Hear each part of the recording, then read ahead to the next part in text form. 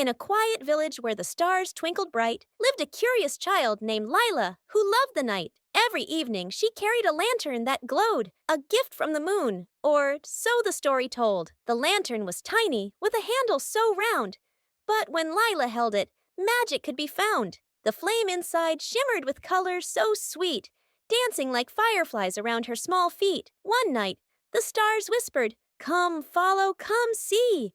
There's a path made of wishes beneath the tall tree." So Lila tiptoed softly, her lantern held high, its golden light painting dreams in the sky. She met a shy bunny with ears long and neat, and a family of crickets who chirped in the wheat. They followed her closely, their hearts full of cheer, for her glowing lantern kept shadows from near. At last, they arrived at the edge of the glade, where the moon's silver beams like ribbons were laid. The lantern grew brighter, it shimmered, it spun, and the moon softly whispered, "Our journey's begun." Then Lila grew sleepy.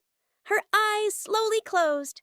The lantern beside her in moonlight still glowed, and all through the night, as the stars softly swayed, sweet dreams filled her heart till the new morning played. Good night, little dreamer. The lantern will stay to light up your dreams in the gentlest way.